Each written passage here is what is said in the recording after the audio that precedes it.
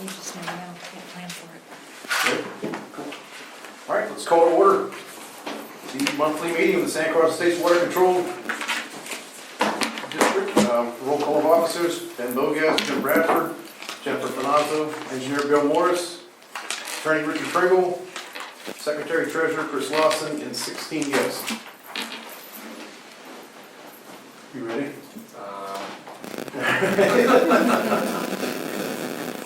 Computer is booting up. No problem. I apologize. Traffic was a little heavier than I was anticipating. TV is not turned on. Oh, good. Flashing. Video working now. Go ahead and get started with the regular information. Currently, we've gotten no new permits since last month. We have currently 56 permits open, and have 2 that were closed since meeting in September, I guess at this point, and 1 new permit since that meeting as well. The annual maintenance update, we've managed to assemble various prices or various bids at this point from the contractors that are qualified based on the district's qualification process, and have a low qualified bidder for doing the driveway and culvert replacement for the 3 locations that we talked about previously. The final total came in for all 3, including asphalt, at $18,500. For 3 buildings. Yes, 3 culverts and 3 driveways. Yeah, replacing the. And that was on side roads. Yes, that is correct. Yeah. Elite Site Grading gave the low bid. And that's already been approved for roll.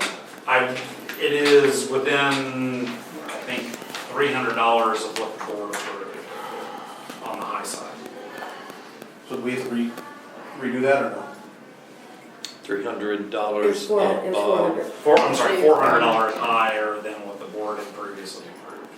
I would say, to be safe, to let the board approve that new number. That was my reasoning for mentioning this during Yes. bringing this back. Before we actually do that, I know that we've tentatively done this already, but Yes. it comes to a question.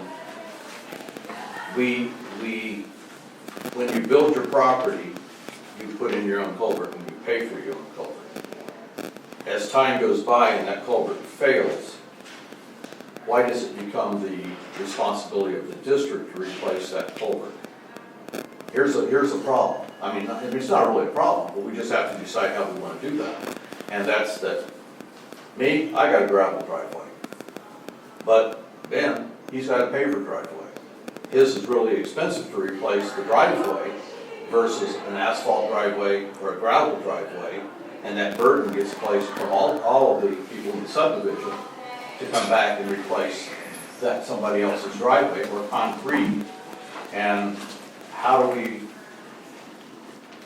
why is it that it becomes the district's responsibility? And then we've got sometimes when maybe a big heavy truck or multiple big pieces of equipment have made access to that property for putting in a swimming pool, whatever it might be, additional building on the back, and all of a sudden they crushed the culvert pipe and we become responsible for it. So I'm going to put that to the attorney and see where we stand with that. Mr. Chairman, you want me to respond now? Please. Or? Okay. Yes, sir. The new driveways that are being installed now, we have an agreement, this is my recollection, is we have an agreement that the property owner signs as a part of the permitting of the driveway that says that they will be responsible for the future maintenance of that driveway. If these are older driveways, they are still in the district's right-of-way.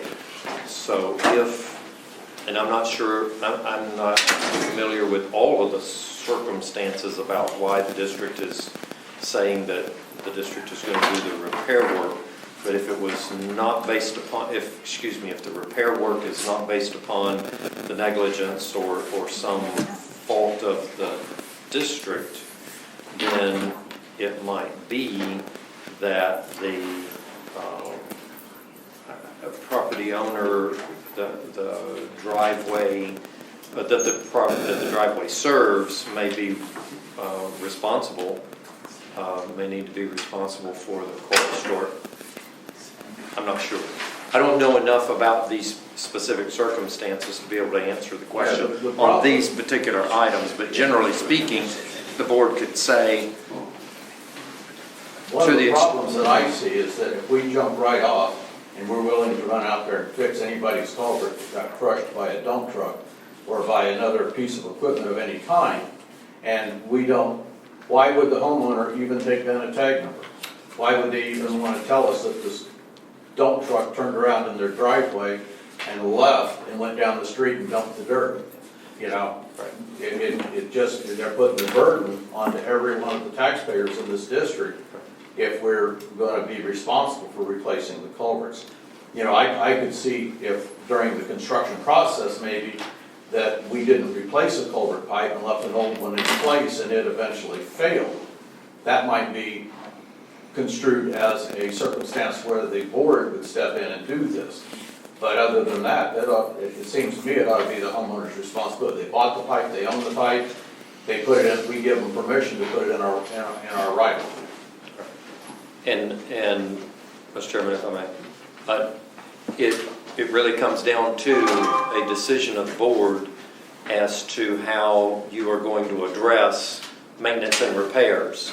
It is in the board's discretion, I believe, and I don't know, again, I don't know about these specific circumstances related to this particular situation, but oftentimes the concept is whoever performed the initial construction and was responsible initially would be the one for the construction, would be the same party who would be responsible for maintenance of the improvements that were installed. You look at the benefit of the construction, who benefits from the construction of a driveway, or who is using the driveway that caused the maintenance to be done. Might also be other questions. I don't know how we have dealt with, or how the board has dealt with, or the district has dealt with repairs and maintenance in the past, earlier than what I was describing earlier related to the agreement that I'm pretty sure I prepared an agreement that was a part of the permit process to get a driveway permit that said that the property owner is going to be responsible for future maintenance as well. I think I remember having that in the agreement. I didn't bring that with me. I didn't know this was going to be a topic, but that's what I recall. Is this something then we should table to the next meeting until you've had time to research it? I can Now, we're only in one dilemma here. I think that we already authorized at a previous meeting to pay for these three. So but I didn't remember the number being that high. I thought we were lower than that. I thought we were doing three of them for that price, but I guess that was each. But No, it's three total for, the price I mentioned before was included all three. It was not each. Then we had a yeah, few successful, but how much was that? That was like $4,800, wasn't it? Or the It was like original, 23 something a piece, which was substantially less than what the individual pays. But the last meeting you approved the asphalt paving up to That, $4,900. I'm not referring to the asphalt paving at the moment. originally the culvert replacement was at $13,200 Okay, for the for three, all three. for all three of Yes, them. sir. And then we got asked about putting the finish on top of that. We came to the understanding from our contractor that that did not include restoring the driving surface. It was just the culverts and the. And that was a miscommunication that we sought to reconcile. And I thought one of the three of those was a gravel driveway. I went down and looked at it, as I remember, it was a gravel driveway or some sort of other surface than asphalt. I could be wrong on that. It's been over a month since I looked at it. It's been more than a day and a half, so my memory is a little shaky on that as well. But my recollection was that this was the price that we needed, that was bid or provided to us by the contractors, that included restoring the paved surface of the driveways. And at least 2 of them are paved. You may be right about I'm thinking only 2 of them. Yeah. And I know that I went out and got bids for you also on the paving, so I know as far as the paving goes, we're accurate on the money. Matter of fact, the other companies were higher than what the one was that we were offered, so therefore, you know, I don't have a complaint with that at all. My question is, for the taxpayers and people who live out here, are we responsible for replacing the culverts and then the finish on top of them, being from gravel to pavers and concrete, God forbid, you know? So how did we get into that situation of starting to pay for the culverts that may be damaged, like I said, from heavy trucks or whatever that were maybe heavier than what the things were ever designed to support? I don't disagree with the concern about the district being responsible for the damage if it was not a legitimate source. In other words, you know, the pipes age and at some point they just fail. Noting the example that you talked about where there was some sort of specific event that was a mistreatment potentially of it, a vehicle that was too heavy, for instance, that caused it to fail, being driven over it, I would agree that that should be on the responsibility of the property owner. That has been the way that the district has historically enforced this. Absent the ability to... I thought one of these 3 was damaged by a truck, and there was an insurance claim supposedly being sought after, but it did put it back on the district as one of these 3 to be done. That was a 4th driveway location that was owned, it was the previous residence of Julia Roberts that was the insurance claim that was damaged by a 3rd party. Okay. That one has been rectified. These 3 were identified Rectified as, by the insurance company Yes. paying for it? Okay. yes, sir, that's my understanding. Yes, the insurance company was Okay. to check. The 3 that, and where we've been able to establish an ability to cite an individual for damaging something, whether it's a culvert, swale, anything, we have expected them to pay for or carry the financial burdens associated with repairing those particular items. Obviously, it's not always possible to do that, because if there's nobody to see it and nobody comes forward, then there's a limited ability for us to be able to hold someone responsible if we don't have any proof that they've caused the problem. Well, Not for a lack of trying though, but you know, we don't control the quality of the pipe that they purchased to put in the ground. yes, we do. Do we? Okay. Yes, it is. That's why I asked the question. It is part of the standards that the district has adopted for the installation of these particular improvements.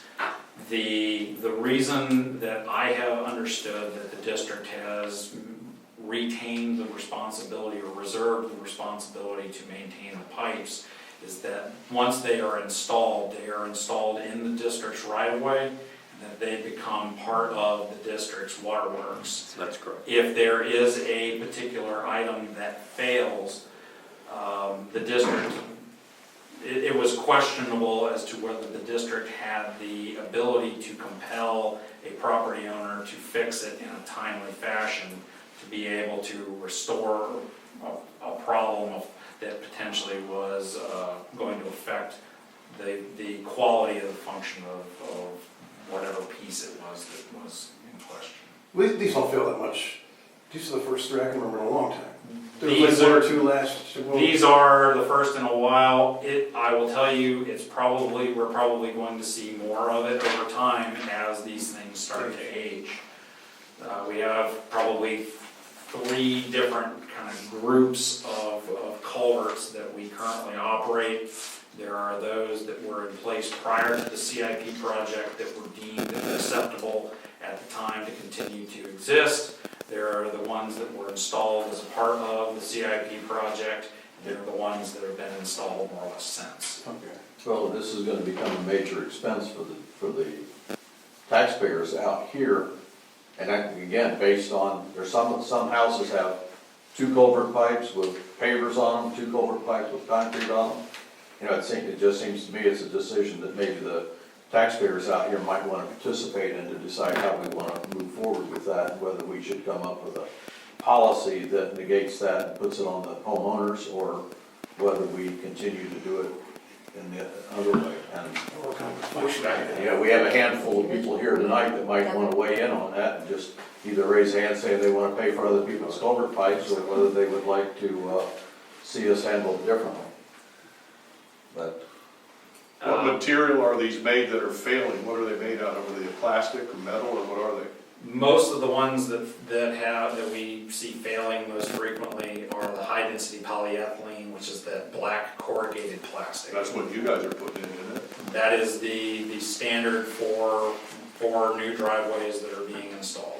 What's their load rating on that? Because we've got a lot more dump trucks turning around out there now. It seems like I've had like 3 in my driveway here in the last couple of days. The pipes that are specified are an H20 rated pipe, which are rated for heavy vehicles. So provided that they are installed correctly, they should withstand a reasonable amount of that does weight. depend on the surface that's put on top of them, not the pipe itself. And the amount of cover. That's what I'm talking about. More so the amount of cover than the driving surface itself. So if the pipe is protected with the right amounts and everything, then it shouldn't fail. It shouldn't fail. It will fail over time. There is nothing that we do that will not require maintenance after some period of time, but these pipes should have a reasonable life cycle relative to the rest of the roadways. Okay, well, these have been down, what, how many years? It varies. Some of them have Yeah, been but down. I'm talking about since the road project. I'm not talking about anything prior to that. Since the CIP project, the oldest pipes that are out there, so the CIP project was done in 2005. So since then will be 15, 16 years. So the reason I'm asking, because if they're starting to fail, then we can expect they're all gonna fail. I mean, if they're all in the same time frame, this is gonna become a major expense for the board here, that somebody's gonna have to start looking toward the future and saying, we're replacing all of these pipes, and somebody's gonna have to cough up the money to fix them. I mean, right now, we're finding one One or at two a at a time, but all of a sudden, we end up with starting to find multiple failures. Okay. Here's what I noticed with the pipes, and, you know, like mine being an example, is my pipe was in when I bought the property. Then they did the paving property, they did nothing to that pipe. It's the same one that was there when I bought the property. So some of these pipes, and it's a metal pipe, I was gonna say, do you have that galvanized pipe still? yeah. Really? I thought we got rid of most of those. No, that thing's been in there. I have You still have galvanized? And I had a question that might have opened up an opportunity for us, not that we want to pound on the insurance companies, but if the insurance company with Julia has agreed to pay for the damage to her pipe, and that But transpired. that was run over by a truck, and the truck's company paid for that. Oh, Yeah, okay, that was so not- that that wasn't company homeowners. and not homeowners. Yeah, no, it wasn't homeowners, it was the Oh, okay. delivery truck, whatever it was. Right, whatever it was. But it still did that, and I just, you know, we're sort of at a infinite stage in this right now, and I think we ought to, at some point, address it, whether, I mean, I don't expect us to complete anything tonight, but this coming year, we ought to be talking about this and looking at what we might do. Bill, aren't these pipes that are failing the ones that were put in prior to the roads being done? The earlier ones are only 12 inches. The old examples that we had, and they're the ones that were possibly put at a shallower depth, they could be being crushed The one, rather the, than the newer ones. the older ones were not installed to the same standard. The standards were adopted after the CIP project. However, there were a lot of corrugated metal pipes that will last, those things will last 30 years if they're not in a particularly abusive environment, which most of these are not. Okay, I just thought most of them would have been the older ones that were not put in. It's a mixed bag, and it's not something that we have dated for the ability to know exactly which ones fall into which groups. If the metal ones hold up better, why are we using the Yeah. plastic? It's a matter of cost. The metal ones are an order of magnitude more expensive. Surface up to the homeowner, But you don't have to replace them. you know, I mean, that's better than. because we gotta keep the water flowing. Yeah, I understand that part. You guys do realize that if you're in the middle of the street like we are, we don't even have one. There is a location on certain lots that are dead square in the middle where water goes That's one way or the other. That's us, Every we don't once in a even while. have the pipe. So therefore, I wouldn't want to pay for anybody else's pipe, tax-wise. I don't even have a pipe. Maybe we should give you one. So if you had to replace a pipe yourself, a homeowner, would you have to get one of your people that does driveways to do it? Or you wouldn't be allowed to do it I yourself? think we've expanded that, I'm How? probably stepping out of my mind, but I think we expanded that to allow for the ones we currently have listed or anyone you bring that gets approved. Yeah, and they have to meet I the mean, standards of could the the, homeowner do it themselves, is what I'm saying? Because, I mean, if they wanted to go through the process of, I think it's insured, they have to be, licensed, you know, I'm and just, then it also has to meet his standards also. no. But yeah, I think standards of the engineer. Is that correct? Yes. Okay. We've not had that situation. Well, Well, I'm good with It it. hasn't happened yet, but yeah. Well, the reason being is that the replacements were all being done by the district, so historically, whether we continue in that way or not going forward, as is obviously a policy that the board is going to adopt. Ultimately, it's our responsibility to keep this water going, so And I I can see believe, the surface of the driveway, I mean, that could be up to the homeowner if you wanted to change something like that, but, you know, as long as we get the driveways in and to the standard, or the pipes and the culverts into the And standard. meets the objective that we're upheld to take care of. correct. And I will say that the driveways that have been installed to the standards that have been adopted over probably the last 10 or so years are holding up better than the ones that had been installed prior to that because the standards were approved. Well, you're really referring to the fact that some of the old ones have 4 inches of dirt over the top of them instead of what we require today. Correct. And if they had just added the additional dirt, they would have probably been fine. Yes. And the same thing with some of them that had concrete or other surfaces on top. So True. it's not really a failure of the homeowner or the pipe, it's a failure that we didn't have a standard for what we wanted it to meet. It was the standard at the time. Okay. So the ones driveways that are on the, is it Millennium at the end, where they like go up high like this, and those are not temporary, those are.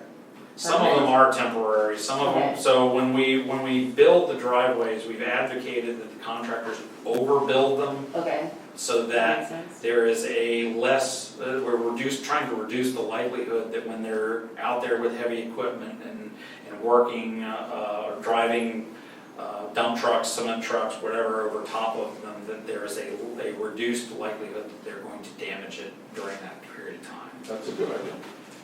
With the idea being that they'll come back after the fact and probably put down some sort of finished surface, concrete, pavers, asphalts, whatever. Most people seem to be moving toward pavers these days. That seems to be the more popular finish that we see being installed.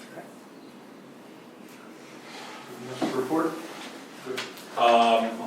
Only other item on the engineer's report for this month was that the annual report that is for the district's MS4 NBDS permit that we are a co-permittee with Lee County and the city of Bonita Springs. This is a federally mandated permit that we are a part of, based on the fact that we are a special district in the state of Florida. Every year we file an annual report to the state. We file that on schedule on October 29th, and we will await their review of our annual report. To this point, we have generally received superior marks for the annual report that we submit. In prior years, they have used our report as an example. I'm going to take a moment to boast a little bit. They have used our report as a model for other MSBO or co-permittees to follow. They have been very complimentary and supportive of the effort that St. Carlos Estates has done in our annual monitoring and tracking for these permits. Good to hear. Bill, I gave everybody a copy of the email dated October 28th from EDR Natural Resources, which talks about the changes to permitting and due dates. You all will be handling all of this, right? Yes, ma'am. Okay, just want to confirm that there's nothing that we need to do. I don't believe so. Okay. If there is, we will certainly bring it to the appropriate person's attention. Chair's report, the only thing I got on my little report here is did anyone notice on Roger Dodger at the very end, there's a boat just sitting in the middle of the road? It's on a trailer, I don't know. You saw it, I didn't know there was a tree growing out of it. I don't know if it's one of the homeowners right there, it says it's dead end, but it's there. And I don't know who, for what we should do to maybe contact someone to get it on the road. I don't really want to pay for it, because that gets pretty, like, it's really pricey. It is on a trailer. For sale sign on it. I don't know what we have to, is it code enforcement, is it the sheriff's department, is it FWC? Do you have any idea? You can try code enforcement. Because it has FL numbers on it, so it was registered to somebody at some time. I didn't notice a license plate. You can start with code enforcement. Okay. What if we start with just putting a note on it? Yeah, can you put a notice of violation, or Yeah. how does? Let's have one of the guys run. I can't believe one of the homeowners didn't call about it, 'cause it's like right in Or there. it has to be posted? Right in the trailer. I agree with Ed. Why don't we put a note or something on it and make it that The they next have one, to proceed remove it forward. and see what they do with it. They may have been just parking it there, we'll move it, but if not, sheriff's department and code enforcement and see how they handle it. I can put a note on tomorrow. Do you mind? Okay, all right. That's all I got. We're going to the treasurer's report. Okay. We've already signed and reviewed the bills and the bank statements. I have given you 3 reports that I thought I might try doing if you want to see this information each month.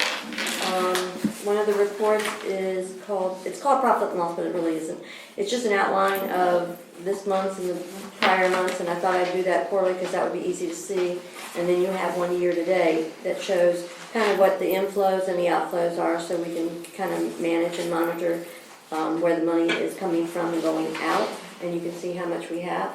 And then the last other report that I provided is called the balance sheet, which basically shows what our current assets are and what our liabilities are and what the net total for the district is.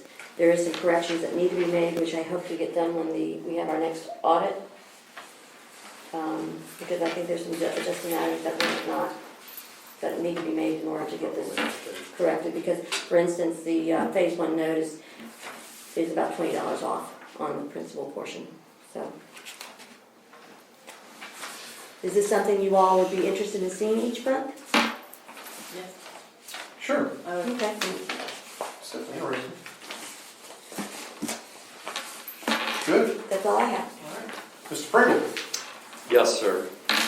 The Tuscan agreement, speaking of the auditor, the Tuscan agreement, or the agreement with Tuscan to perform the audit services for the district is done.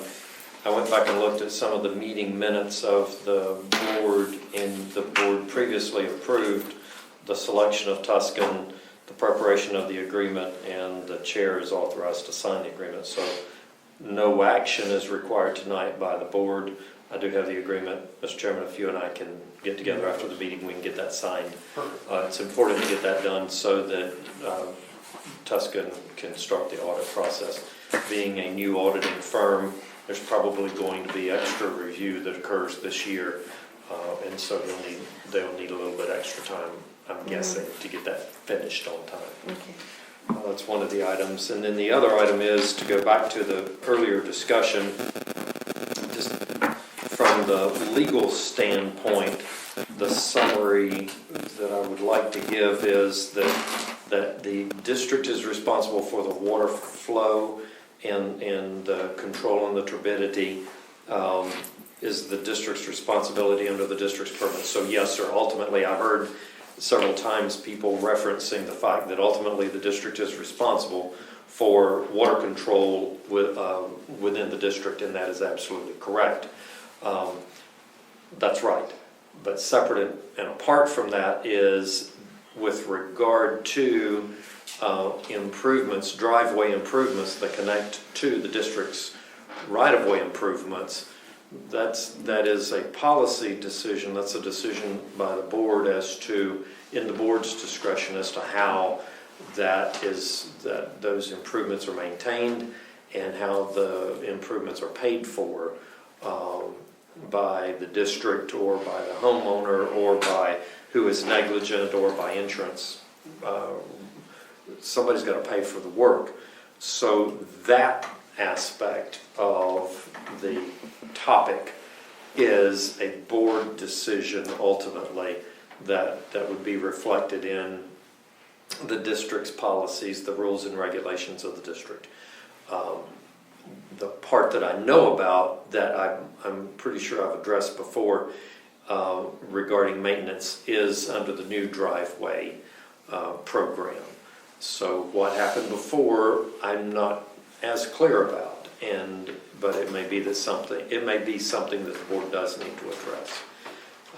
Finally, it's my understanding that with regard to these particular culverts, that the board did previously take action on them. So it may be that between these being done and the next ones needing to be done would be a time that the board could decide how you want to address this going forward.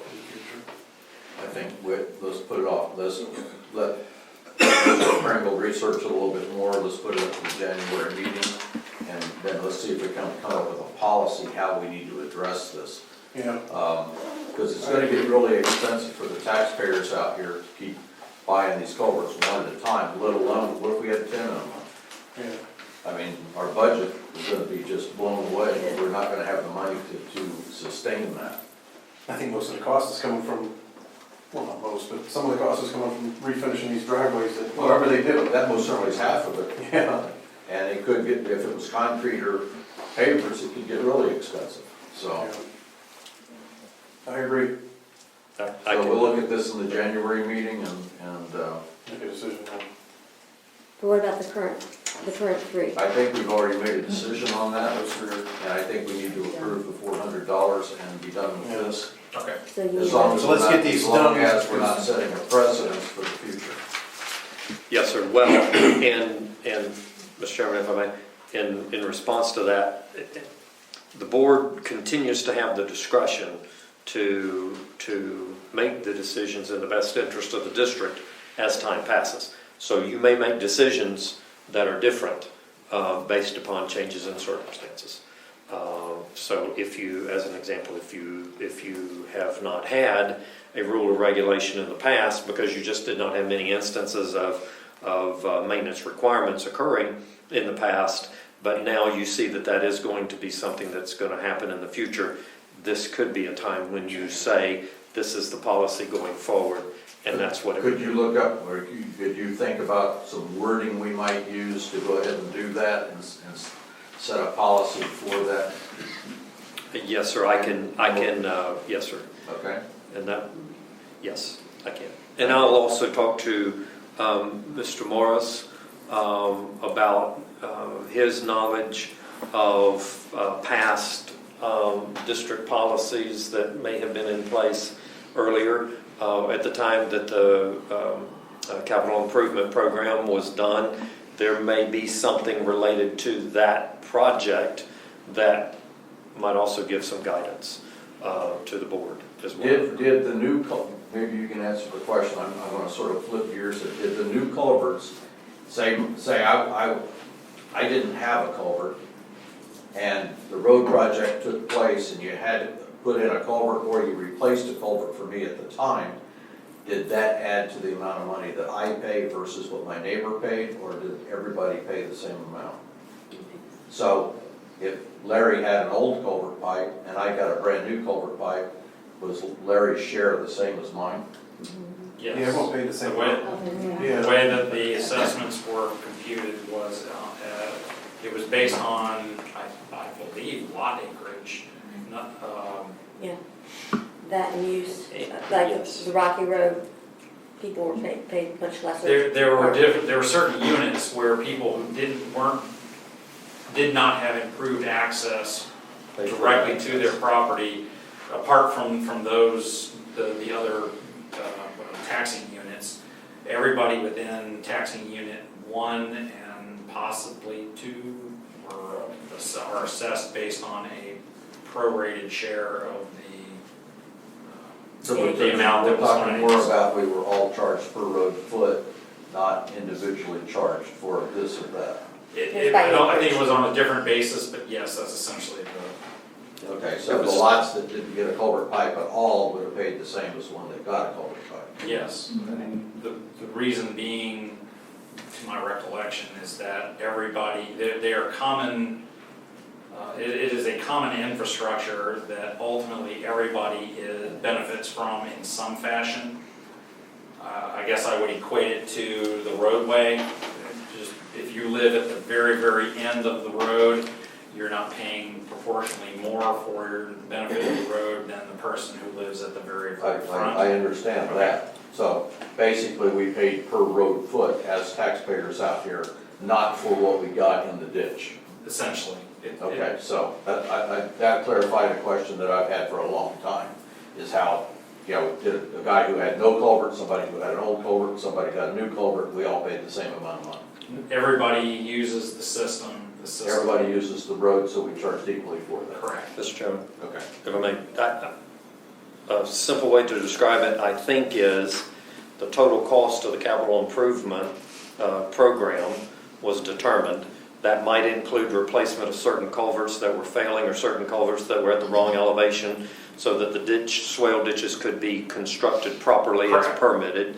And all of the cost of all those improvements was put together, and then there were several classes of ownership.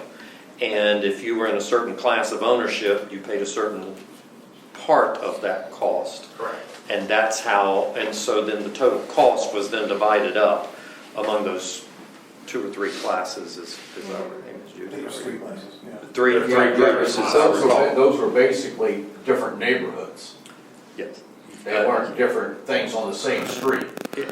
I think part of the distinction that I've looked at before is whether you were on an improved road or on a part of a roadway that was going to be paved, or whether you were going to be on a part of the roadway that was not going to be. Yeah, I understood all of that. Yes, sir. I think that was one We're of the really distinctions. talking about, if we took my street, for instance, and went down it, and you got a vacant lot, a lot with an old culvert, then new culverts that we put down for the property improvement project, everybody got taxed on my street the same amount of money. Essentially, yes, sir. Okay, that's correct. That's what Bill said. Yes, sir. That's correct. Do we need a motion for the $400 increase? We need to get down to old, new, and unfinished business, and then we Yeah, can do put that. that as down there. We'll add that item to the agenda. Comments from the guests? Anybody? Please. We got 2 things going on out there. One where the old organic farm, the guy, original owner got himself exempted from the district. Now they're putting something in there. Does anybody know if that's a single family home in there? It's like 40 acres, I think, but. Organic farm. That's That's very interesting. Oh, that's The something White Railroad really? track. Clayton's Farm. That's gonna be a single-family home with a guest house. Oh, really? Yeah, it's pretty Pretty Pretty nice, big. huh? From what it is, yeah. The golf course, Benita Springs Golf Course, they were gonna do some kind of a storage, water storage in there, is that gonna affect us at all? I don't think so. If they Bill will develop probably know it, more. there would be a lot more runoff if they put homes in there.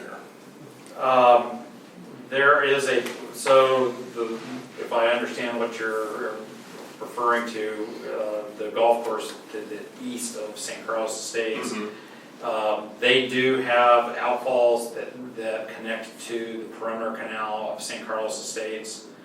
They have operated those for probably 20 or 30 years, maybe even longer than that at this point. They are required by the South Florida Water Management District as a part of their permitting requirements to demonstrate that they will not adversely impact any property or system downstream of their construction. But the golf course itself, the abandoned golf course, there was some talk a while back that Benita Springs was gonna make it into some kind of a water retention area, and then there was something else that Collier was gonna get it, so no one's checked on it then. There was some discussion about it over the last couple of months that I did take note of. I did not get into really the details of it, only because for the most part, it seems as if, or it appears on its face as if it is a developer who is seeking to redevelop the golf course. And I am aware and familiar with the requirements that they will have to adhere to, that the South Florida Water Management District will demand as a part of their development permit that they demonstrate that they do not increase any demand on any stormwater management system or conveyance downstream of their system, which to some degree includes St. Carlos Estates. We're upstream of them, aren't we? We are downstream. Now, I have a question, so go ahead, Judy. Everything's still in the planning stages, and I have some information at home regarding the contractors' names and the people that are on that board, and I'll get that to you. Okay. And the improvement they're doing now, though, that's nothing with us. They're not tying into us, like, What's Yeah, so I happening? didn't see it across the street. What's happening now is they are putting new drainage just on that section of Maddox. Just on that corner. Just on, and they're, yeah, and they're gonna put, I think they're gonna That's put the city bicycles. that's doing that work. Okay. It now, doesn't seeing as involve how the us. question got opened on that, I have a question about that. I've been over and I've looked at the canal system over there for the past, since we've done the work over there. We rip-wrapped the one side, we made it really nice and clean. Our ditch is, it's really in good shape. Would you agree with me there? Yes. Okay. We just recently spent $28,000 to clean out a mess that was accumulated down at the end of it. The golf course over there, where all the trash comes from, and the roadway and stuff, seems to me like, why aren't they paying a part of the clean out? And if they're not doing it, why isn't the city of Benita Springs doing that? We have their road there, which people throw trash out of, it goes in our canal, and we took the full blunt on that this past 3 or 4 months ago, and paid $28,000 for the clean out. At the very least, the city of Benita Springs owns heavy equipment that they could have cleaned that canal as part of the gesture as the shared use. And I think that's something we need to look into. Okay. I don't want to come here next year and turn around and have to bill up again, or in 3 years and have to pay that kind of money for something that's not totally our We've actually been fault. trying to work on an agreement, Judy was part of that. That's a nightmare since COVID started, to even get with the city, correct? They've been relatively unresponsive. You're referring to the interlocal agreement. Right. Yeah. Mr. Pringle and I have had conversations with city staff about, but Set something like that with them, share the cost of that, or even. Well, I don't mind talking to them and being part of that, but, and I don't want to step on, Judy's been doing a great job doing that over the years, and, you know, she Yeah, it can just seems like it continue falls on to deaf do ears so. over there. But the fact is, I don't think that we ought to continue to pay bills for things that aren't totally our responsibility. Yeah. And they dump into our site, and this goes along with the thing with the culverts. So the things that we're doing out here that impacts the taxpayers of our district, and I think we ought to be looking at how we can mitigate some of that. Actually, There are- Bill and Richard are the ones that were working on the interlocal agreement with the city, and they did meet with them. The problem is, the people who are involved in the city are not, they're still working remotely, which is why we couldn't get a hold of them. And so that's why it was tabled until January, because someone had mentioned that maybe by January, a lot of these offices, people are having trouble with their building permits right now too. Maybe And we a should lot of just, things are being held up because the people are not working, in their offices I bet completely we now. could get them some attention if we just sent them a bill. There you go. I bet if we just sent them Well, a we have, bill. the interlocal agreement has to be drafted first. Yeah, It's in there. for an interlocal agreement. So it's in their court, it's If in we their sent them a court. bill for the work we just did and asked for their part of it, then, I mean, it is partly theirs. Half of, they dump into that canal. Just so people are aware, I was at permitting today, and they're actually down there in the offices and stuff working, so. What? Just today I was there, talked to them. So, again, something I think we need to address on these issues, instead of all of us being burdened with it. Yeah, I agree, if we could do You it. know, That's awesome. If you wanna look into it, who you gotta talk to, I will. that'd be awesome, You'll do that? There you go. So, Mr. Chairman, All right, yes. just to make sure, you have now, I think, 3 items on the business agenda. You have David, Yes. and I don't know how to pronounce the last name, is David? Nagin? He's right there. Okay, who is here. You are talking about changing, one of the items was to change the authorized signers on the bank accounts and have official board approval of that. That's something that Ms. Lawson and I actually just talked about at the very beginning of the meeting. And then the third item is to amend the cost for the 3 culvert installations up $400 to a new total number. The reason that I announced that is, Mr. Chairman, because it would be good, once we establish those items as your old and new and unfinished business items, to then call for public input one more time, now that we've disclosed that. Is there any public input On any of those? on any of those items? Okay. Thank you, Mr. Chairman. So we can get into them? Yes, sir. All right. If you want to take over here for David here for the talk thing, I don't even know where to start with it. I'll let you address it. Okay, and you are David? Okay, so you've bought the property there at Tuck, at the corner of Tuck and That's right. Strike Lane. Okay. I had sent, Mr. Chairman, I had sent a letter to the property owner, and I apologize for calling you the property owner. I'll practice pronouncing your last name, and then I'll get better at It's it. like the town in Massachusetts, Natick. Okay. Okay. You can tell from my accent, I'm not from Massachusetts. It worked when I lived in Boston. All right, so, but as the property owner, I did send a letter that said, at the direction of the board, that said 2 things as I recall. Number 1 was, please remove your improvements from the Tuck right-of-way. And then the second paragraph was, maybe you and the district might be able to enter into some agreement for the continued use of the driveway. So he is here this evening.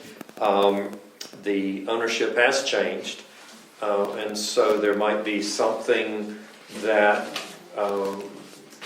you would be interested in proposing to the district with regard to the continuing use of the district's improvements. So, For Tuck Drive. No, for sure, so, and I appreciate your letter, so, I read the letter, and so what's not clear to me is exactly what's needed by the district, so, and there's 3 property owners affected, myself included, and one of them is here, the other one just left. Oh, there you are. So 3 out of 4 are here, so we have certain interests there, and I think we're flexible, but there's certain things we have interests that we're gonna be clear fair about, so. So again, first question is, what is it that the water district needs from that roadway? Yes, sir. Mr. Chairman, if I'll Please. I'll be glad to answer, or I'll be glad to No, be go quiet ahead. and let you. In the past, there was pending litigation related to the fact that the prior property owner had closed off the right-of-way, the district's right-of-way. I believe, and others believe, illegally closed off the district's right-of-way. The district has the authority to control that right-of-way and had paved that right-of-way. Because there was what I've referred to oftentimes as the notch area. In the old subdivision drawings, when you look at those, you see that there's a 60-foot wide strip south. And in that 60-foot wide strip, there's the canal, and then there's also the paved part of Tuck Drive. Then when you get to where the canal does the hard 90-degree turn and goes back to the west, at that point, Tuck Drive comes down from Strike Lane, and in that stretch of right-of-way, the right-of-way is only 30 feet wide. And so because of that, the right-of-way coming down from Tuck Lane actually ends at the corner of the canal. There's a hiatus, there's a notch area that is not included in the district's right-of-way. So what had happened before was a lawsuit was filed in an effort to condemn, I would say, and I wasn't the lawyer at the time, to condemn a right-of-way, that notch area, so that Tuck Drive could run all the way from the south, all the way up through and connect into Strike Lane. That lawsuit was never litigated to the end. And in the meantime, the court did, however, enter a summary judgment motion, and I'm saying this as much for the benefit of everyone in the room as you as well. The court did enter a motion for summary judgment on the condemnation action that essentially said the district needed to back up and do that differently. The court did not grant summary judgment for the district to condemn that part of the property. And in fact granted the summary judgment requested by the property owner for the notch. So right now, the district owns a 30-foot wide right-of-way, the best I can tell, that comes from Strike Lane down to the north side of the canal and stops. I'm not sure where that is, the north side of the canal. So Tuck turns into Mariah eventually, right? Down south, yes, sir. And I think I'm right, Strike Lane is the main road that comes into the district. Correct. And Tuck comes off of that. That makes that part of 90, you don't want to. Yes, sir.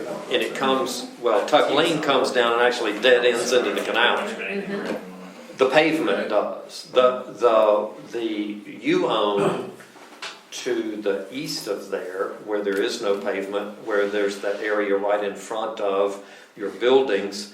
And in the past, the district vehicles drove from the Tuck Drive from Strike Lane down the pavement, went around the corner of the canal, and then got on the paved part of Tuck Drive going south and continued south in the district's right-of-way. But that little notch right there in the corner of the canal is not part of the district right-of-way. It's outside Not the the district. notch at Strike? No, sir, it's on the north, it's south of Strike, it's at the north side of the canal, where the canal turns back to the west. And the reason for that is, and the reason that that notch is there, is that right-of-way coming from Strike Lane south should have been 60 feet wide. If it was 60 feet wide, it would have run all the way from Strike Lane right on south down the existing Tuck paved area that's next to your property. But because it was only 30 feet wide, it comes down, Strike Lane comes down and dead ends into the canal. It's not wide enough to make that notch that I'm talking about. There's a dog leg, should be a dog leg there, and there's not. So the end result of all of that was the property owner put the gates up and closed off the drive, Tuck Drive. There's been a number of occasions in the past where there was discussion about the benefit to the property owners and to the district of fire apparatus, of being able to connect from Strike Lane south down Tuck through the Notch and on further south for purposes of access, so that you can make the loop all the way around. But that's not, because the district does not own that notch. I've said to the district board, we don't need to be using that notch. If we don't own it, we don't need to be using it. We don't want to trespass on your property. And so the district, before that, the district built and paved for Tuck Drive, coming up from the south. That's next to the canal on your property. They paved for that pavement to be put in, and then your predecessor put the gates up to prohibit the use of that part of the right-of-way. My letter was to say the district board would appreciate you removing the gates so that part of Tuck Drive that's in the district right-of-way can be used. The prior owner also put up I guess a fence right up along the canal, as I recall. Is there a fence there or not? I think there was a fence right next to the canal. Between the road and the canal? Between the road and the canal. There was a fence there at one time. He's got a little bit of a picture up over here. Where is it not? There may not be a fence there now, but at one time there was a fence. And the beehives. All the gates are permitted, those gates are not permitted. That's right, that's it. All the other gates are This is permitted. around the perimeter, that's right. For the right of ways of the canal, and that portion of the road was built in. The road, this is not exactly right, but Tuck the Drive right has place. been missing for that long, there's no sign. Right, it should be used. This is not a survey, but it's actually this way. You're right. It prohibits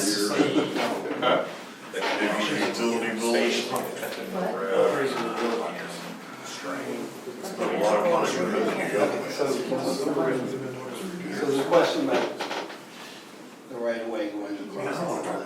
No, but I think. Okay, so I don't know.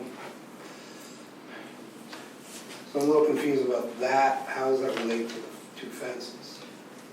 Yes, sir. Around the perimeter canal around the district, there are several gates on the perimeter canal that the district has permitted through the city of Bonita Springs. So those are permitted. The only gates that I'm aware of, now there may be others that I'm not aware of, and I'll be the first one to acknowledge that, but the two gates that had been installed by your predecessor in title did not have any permitting. They were not permitted, they were not approved by the district, even though they are in the district right-of-way. They did not have a permit from the city of Bonita Springs, as we have acquired, as the district has acquired for the other gates that the district has installed in the district's right-of-way. So any improvements, bottom line is, any improvements in the district's right-of-way that were installed by, I never can remember her name. Nicole. What's her name? Nicole Kozak. Kozak, Ms. Kozak. They were installed illegally. They constituted trespass. And so because they do not have the district's authority to be there, permission to be there, then they're not legally installed in the district's right-of-way. That was ultimately the basis of the lawsuit. So that was the first paragraph, as I recall, of my letter was it. And I admit I'm a lawyer, and so I may not have written as clearly as I could have, but the essence of the first paragraph was, please remove the illegal improvements in the district's right-of-way, which are essentially the gates. If the fence is gone, then along the canal, then the gates would be the illegal improvements So in the Tony, district. there's no gate, there's no fence along the canal, right? No, this time, Yeah. Not at this time? No. Okay, so it's gone? it's gone. Okay, so then it would just be the gates, and it may just be a gate on the south end, and I think on the North end. north end, on the east side of the right There's of a way. gate Yeah. at the end of the Yes, fourth parcel, so. Yes, sir. The far end, the one on the south end is really the one that is the illegal. Okay, so you bring up an interesting point, is that there are many, many gates along the perimeter roads. So I moved here, so I have a property in Catskill, that's where I live, and so I bought this for other reasons, but, so I like to bicycle, and so I've taken delivery, oh, that's a road, so I've taken, and you can't cross, there's several places where you can't get across. You can't go down Mariah and Benita Bill. There are places you can't travel in a bicycle. Some of them you have to pretty much climb around down the canal and hold your bike. So I'm a little confused as to how this is different than those. Yes. So how is that different? Well, so with regard to the physical nature, I'm not sure, but with regard to the approvals, if it is a gate system that the district installed, then it's installed with a permit from the city of Bonita Springs. My recollection is that those were designed to prohibit vehicle traffic, but were also supposed to allow pedestrian and bike traffic, is what I remember. So if that is not occurring, it may be that maintenance needs to be done to make them passable, but I'm not aware of that. They're not, yeah, They're not passable? It's No. pedestrian traffic. I thought it was pedestrian traffic. Pedestrian, Was it pedestrian only? pedestrian Not only. bike Yeah, traffic? not that I know of. Not bicycle. They're Okay. not. I knew it was not nothing motorized was supposed to Go through. go through. Right. Unless it was from. Unless it was somebody that had a lock that was there on district business. Yeah.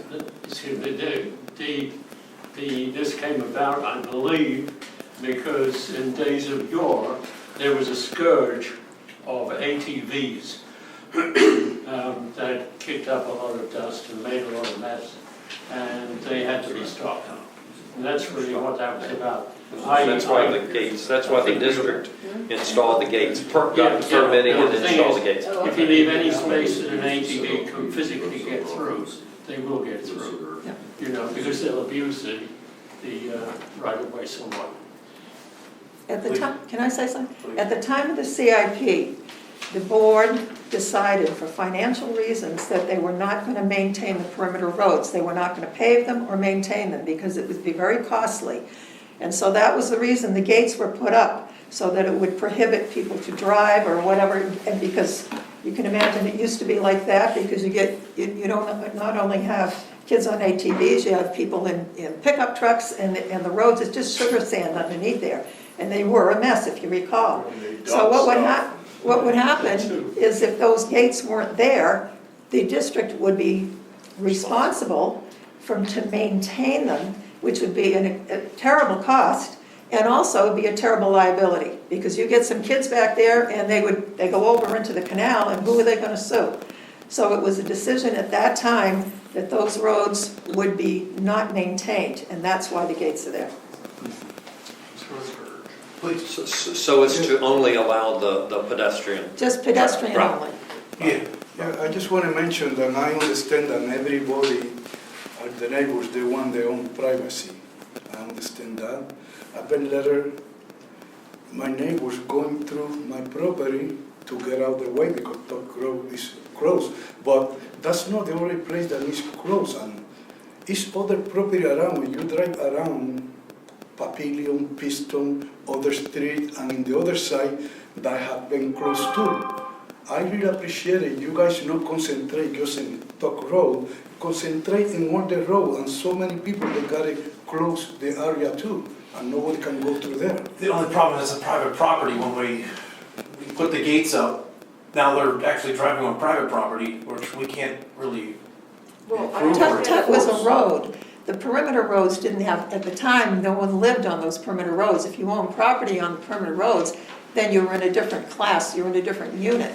So the paving was done to help, if you had a house, an existing house at the time of the CIP, you had paved access at that time. And it was decided that we had the 2 units, and if anyone wanted to build after that on an unpaved road, it's in our handbook that they would have to pave up to that point. Now, Tuck Road was always considered a road, and so that was like Catskill and Papillion, it was an actual road, it wasn't a perimeter road. So that's the difference. And so when they blocked it off, that's when it became illegal, because they didn't get permits to do it. And I know what you're saying, I know you like to have your privacy back there, but it was just a bonus that you got when they did do it illegally. So the thing is, the district can't, we can't set a precedent and allow some people to do it and not other people to do it. So we try to be uniform and treat everybody the same. So this was just something that happened, and it was illegal, and we've been trying to straighten it out for quite some time, but then in the meantime, there was transfer of ownership, so everything was kind of put on hold there for a while. So I understand paved, not paved, and I don't know all this yet. But I don't see, so from a rule standpoint, is there a real difference between the permitting and the allowing of the gates on Tuck, where I have them, versus the ones on Benitaville and the ones in Mariah? So to me, I don't see anything why there's a difference. Because it's in the right of way, and in order to do anything in the right of way, you're supposed to have the permission of the district. So there's no right of way along Benitaville and along... That's right, and so if anybody wanted to put anything there, they'd have to have permission of the district. Okay, so that's our question. So look, I think we have 3 interests here that I can do. I think we all agree we don't want ATVs in here. So whatever we put on these roads, the gates, they have to filter out ATVs and things like that. My other interest is I don't want to be a jerk here. I'm not trying to obstruct, but we do have some interests here. One is, I will tell you, when I put my GPS on in my driveway in Catskill, and I go somewhere, I go here, it'll send me left on Catskill, around to Mariah, and back to, and when I work in the new property on Strike, there are Uber drivers trying to get through there all the time. And so there's going to be lots of traffic there. Like you said, it's not a 60-foot wide road, it's a 30-foot wide road. You can't pass another car, so we're going to be pretty stubborn about removing those gates completely. Because no matter what you say, I don't know all the history, but there's no way that was built for 2-way traffic and a lot of traffic. Correct, it was not built for 2-way So it traffic. cannot handle that. It was built for 1-way traffic, for access, for egress for the properties that are to the south. So that's one. So the other thing is that we just have to have equal application of these gates. And before I'm going to remove anything, I want to know, let's account for all the gates. And I'm willing to take a ride around all Mariah and Benitaville and do an accounting of them and figure out if they're all, you can't ask me to have permits on those gates when there's if they're all permitted, that's another thing. They're all permitted. But they're supposed to be permitted with access for pedestrian traffic, and like he said, a lot of them you can't go past, so when you say Some permitted. places it has grown in, and some of the property owners have put blocks and things because they were having problems with the ATVs getting around, so that has happened in several When was places. the last time you walked all those? All of them? I walk all the time, but I haven't walked all of them at once. Some of those are pretty impassable. I know, I have to go up on the berm to get around some of them, yeah. Right. But So- again, so it's pedestrian only. But why would that be permitted? And why couldn't I get mine permitted? I don't understand the difference here. I just want equal application of these rules to the entire order district. In fact, if we had a bicycle path around there, I think that would add to the community. I have no problem with bicycles. I mean, I'm sure all of us, we don't have any problem with bicycles going by. People walking, that's great. But we can't have, So, I think so you're what running into you're a saying liability is issue. that all You'd the have to maintain gates, it. say, got moved over a couple of feet, so there's room to walk or bicycle through, that you would move your gates over 2 or 3 feet and make a walkway or path through there. That's the Is way that they what you're were. saying? I think that's reasonable. That's the way they were initially. In the beginning, there was a space about 3 feet, and you could get around all of them in the beginning. It's just that they. So how many gates are there, do you think? How many? I don't recall off the top of Well, my there's head. one between each set of roads, so. Yeah. We The have, district put all the There other is a gates up map, though, there is right? a map. we have an inventory. Well, most of them. Most of them, yes. There's a legal gate on, So why couldn't the gate like that? between Mississippi and Vincent. Oh, pardon? Why can't it be like that though? I think that's what he's asking. Well, actually, I don't think that's what he was asking. He said he would remove it back 3 feet Right. to accommodate it, and if he's doing that, then that's what I think the board's been asking for. So it The would have final to be, decisions come down between the advisory board, however we decide to do it. it would have to be a combination that was given to the district, so they could access it, and it would be moved over 3 feet to walk through. And that would be the same as the other gates that are supposed, that are permitted or whatever, so all gates have to have. Yeah. Hello, I live in Mariah. Hello, nice to meet you folks. Please. I'm new here. People are always walking in front of my house. There are always bikes and kids with golf carts in the canal, and there's people with baby carriages on my street all the time in Mariah. I have camera footage. to Which prove part it. of Mariah do you live on? I live in the one with the big, tall. Okay, so you live on the paved section of Mariah. Yes, sir. Okay. Yeah, so I'm the one with the pink house with the 2 structures. I know where you're at. So there's, so people definitely pass through, and my son goes down his path every morning, to school. So it's definitely passable walking or biking or with a baby carriage, so I just don't want those like out because I can't have 2 cars like at the same time on that street. I almost went in the canal like 3 times. So it can't fit cars, but it can definitely, have people pass through there, because they do it all the time. The gate, Thank you. thank you. The second gate, the one inside is, I mean, I'd be willing to move that a little. It's a little tight to walk around, but, again, that's not a big deal. But I'm not gonna do that until I know that we're applying these rules equally. Bill, wouldn't it, they have to be permitted through the city, like the other ones were? And even his gate was permitted through the city. I believe so, but I think once we get to an agreement, that's what we have to do. First, we need to get to an agreement of what we're gonna do to even move forward, and that's what we're not at. He just said he would do it, but if the board elects to do that and has that agreement that will make all the gates accessible, then it seems like we have to deal with this gentleman. And then we have to get him to go to permitting, or we have to go to permitting. Yeah, one time my wife was walking in the area, and the gentleman there, he don't know, she lived there almost 20 years, he came out to kick her out of there in Mariah. Now, Mariah is actually a service road. This just happens to be that my house faces it, but it's a service road.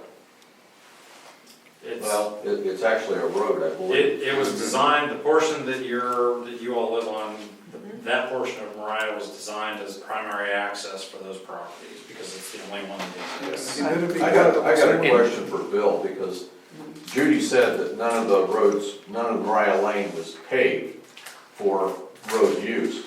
Why is it that we go to the end of Lucy Lane and make a left turn, and the full length of that, all the way to the property line, was paved, and there's never been a structure on it? I don't know the answer to that. That was before I was on the board too.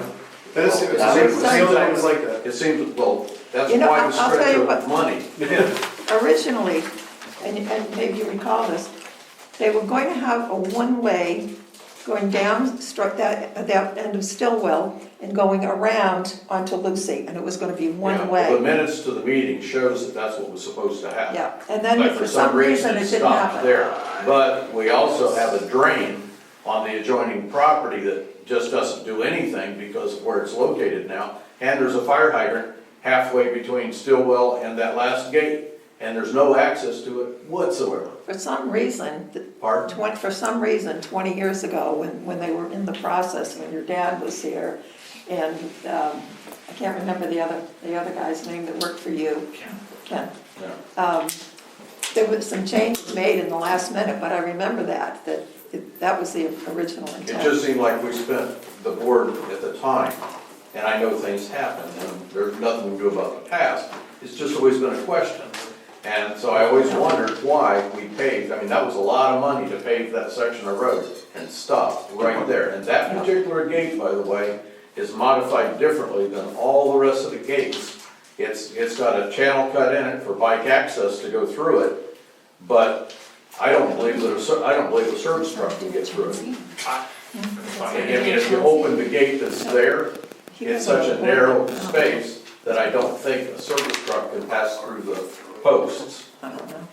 Yeah, that is a weird gate too, don't you Yeah, it's an old guardrail kind of thing that was cut off and put in there, and it doesn't match anything else we have in the subdivision. Because it's split in the middle. You got like a gap in the No, middle. actually, it's got a post, a narrow area, and then another post, which totally is not openable, but in the little area they left is like 6 feet that has a hinge on it. Seen everyone It notice. might be 8 feet, but a truck would have a hard time getting through it, is what I'm saying. And I was just always curious, when the fire hydrant is over on that other property, and the grate, that system that we put in for drainage is located over there, and we had that, it looks like about 210 feet of road that was paved there. I always just wondered, standing there and looking at it, it's like going to North Carolina on the road to nowhere. It was just they decided not to do the one-way, and the one-way was supposed to be on Mariah and Tuck. That was gonna be one-way Yeah. also, if I recall. What I was saying was that the board that was sitting at the time, that was a very expensive change order not to complete what they started. To answer your question, that jogged my memory. The issue that was, the property owner who, this piece, that's at the very south corner of Stillwell and Mariah. It was a vacant lot. It was a vacant lot at the time, and there was an intent to continue this through and connect down here. The reason being for, I think, to facilitate fire department access and create there's a requirement to loop roads after certain lengths in order to facilitate emergency vehicle access. Okay. This was ultimately abandoned at the request of the property owner who was in the process of developing the property, and there was a decision, if I recall correctly, by the board to, originally they were going to go through an eminent domain action to condemn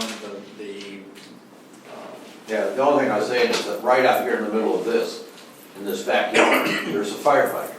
Understand. And this has got a barrier built over here. The fire hydrants are exclusively based on what BSU installed, they have nothing to do with anything that's And across the then a state. big drain that we paid for is also installed right about there. The drain is, Which is above any flow lines that could get in. it's a junction box for all intents and purposes, but It's got a grate in the top of it.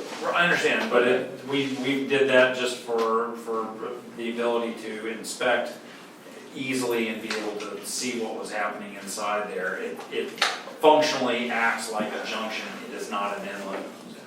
It was intended to take water in.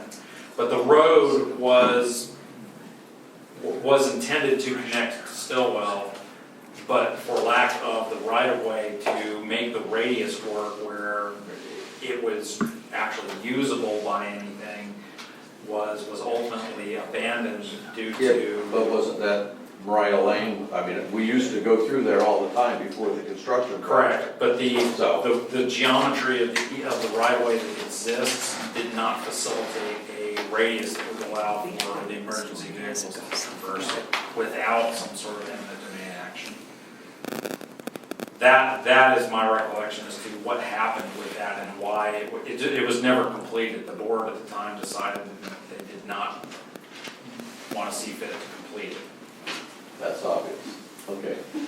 That didn't, But- it just sort of did answer but the the question, intent- but I always just wondered that, you know, that we spent a lot of money for that There was project. there was an intent to go back to it at some point in the future, it just never happened. Sort of like Tuck.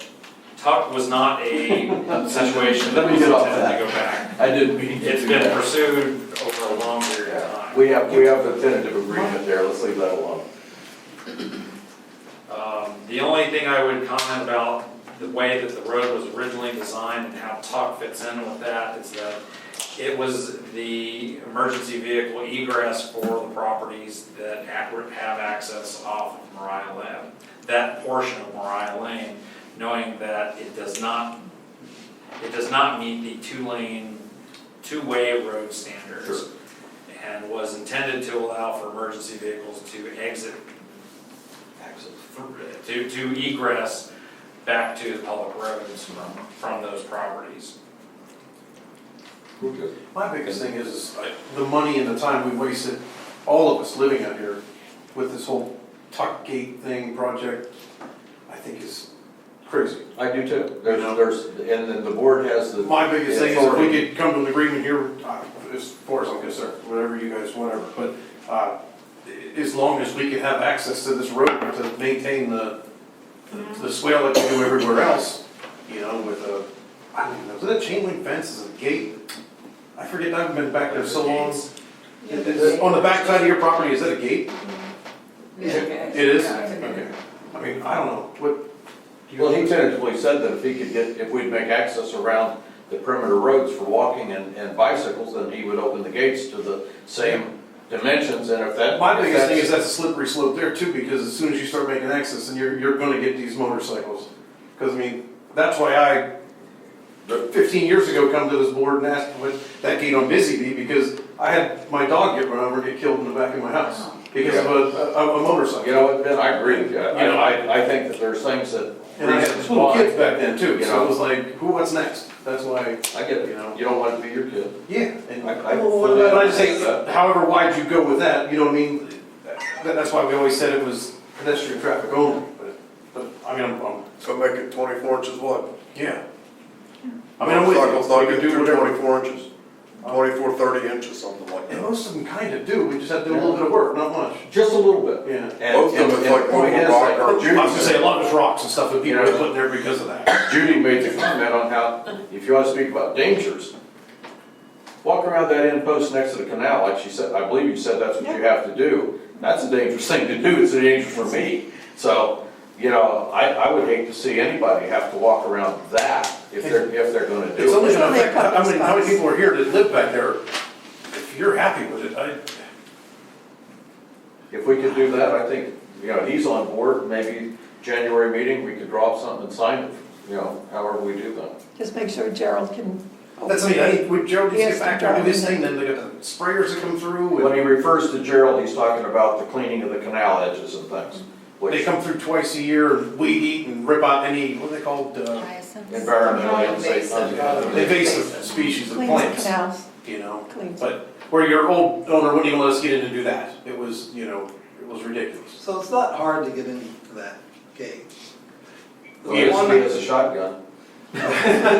So, I mean, I don't wanna say this to too many people, but the chain on the gate at Strike, there's a lock hanging on, but it's, you unwrap the chain and you can open the gate, okay? Was that lock, do you know, was that given by, I got mine from Bud Lawson, the lock on my gate, which is the same. They're all I don't ever I know, don't it just sits there. think it needs to be Same. locked, it just needs to appear to be combination. locked. So it doesn't- that Yeah, you're gonna. that's exactly the way that one is on Busy Bee, it's mine. You have the It's combination. exactly the same way, and we went through the permit process years ago to get that, because like I said, whatever, but back then, they actually, Bud Lawson, who was the secretary back then, gave us a lock for it, and it's the combination the fire department knows. And the fire department set the code for it. So they have access to all the perimeter roads and maintenance. But, I mean, I don't know, how crazy you guys want to get with this, whatever. I think you had it right. I think make it small, you know, I don't wanna see motorcycles running through there. And I don't think anybody who lives out in the subdivision does. But if you're in agreement with doing something like that, then I would say, hey, I'm willing to move forward with it. I just hate to waste any more money in this. Well, I don't wanna spend any money either. That's all we went through with Kozak, and oh my God, just, I don't know. Just devil's advocate here. Do we have to open up the gates on the perimeter roads for foot traffic? I'm just thinking of all the people that live there that complain about people walking We weren't past their talking about house. opening them. Well, I mean, maintaining them. I mean, you know, 2 or 3 feet, right, to clear a path, thank you. Walking path. Or do we just need an agreement with this gentleman for access to clean out the canal? I'm No, maybe not understanding all of it. Well, I think that one of the things that happens is that he's already, you know, he's agreed to give footpath traffic to everybody in the subdivision as long as he has the same access around the entire subdivision, and that seemed like a fair thing to do, so. Well, right now, you can walk around the whole perimeter roads, everybody else does. Yeah. You may have to climb around a little bit, but not bad. I do it all the Well, time. we're talking Most people about even cleaning it up. get golf carts around half of them. That's the worst, yeah. So there's plenty of room to get around most of them. Especially when you build dirt works, but Yeah, the it's a water- never ending battle as far as, the depth of the water. you know. I don't know, I just hope they come to an agreement on this and get this put behind us. I don't know. We'll come up with something. We'll see if we can work it.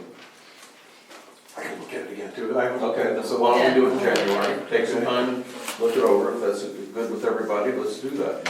And then if it's good with Dave, then let's Let's look at talk all about that. it. Dave, is it okay with you if we put this off till January meeting and see what we can come up with to make everybody happy? Yeah.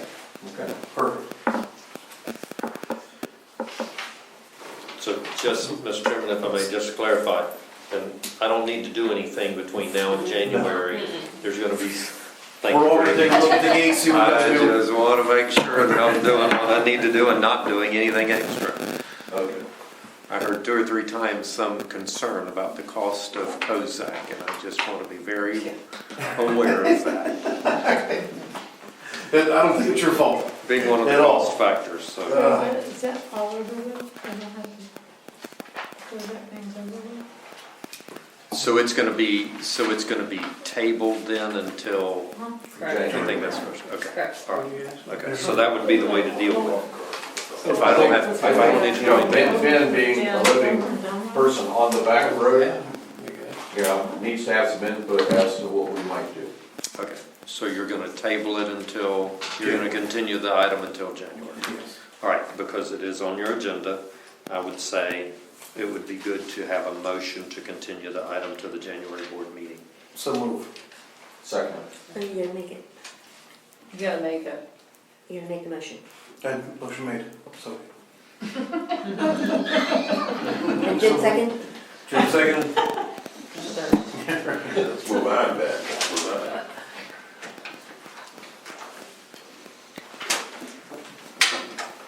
Yeah, they're lucky that's something fair for everybody.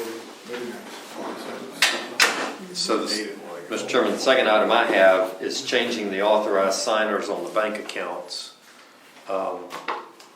Is the second item on your agenda. What are we gonna do here? You have, yes, sir, you have signers, authorized signers on the bank accounts and on the. It's just to add Jennifer?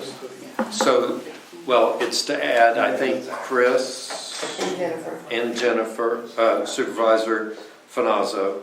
Did I say that right? Supervisor Finazzo and Chris to the bank accounts as authorized signers. And remove former Supervisor Tapley.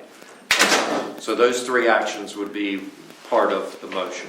A motion to add Chris Lawson, a motion to add Supervisor Finazzo, and to remove former Supervisor Tapley as signers on the bank accounts. Perfect. So move. Motion made.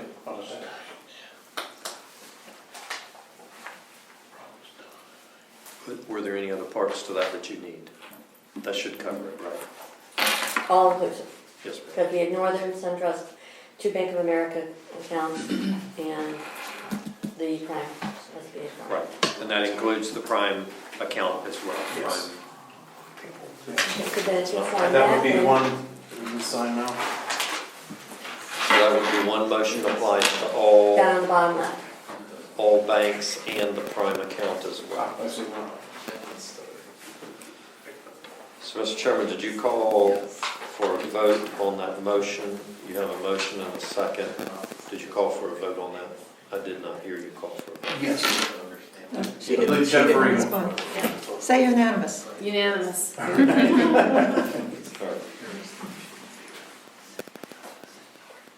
And the other one's the 3 driveways, Yes, sir. to It increase would the be- price $400. Right, to amend the cost for the 3 culvert installations up $400 to a new total cost of, I don't know the number, 18.5. to a new total cost of $18,500. Yes, sir. What do you think? That's coming out of his side. Sorry.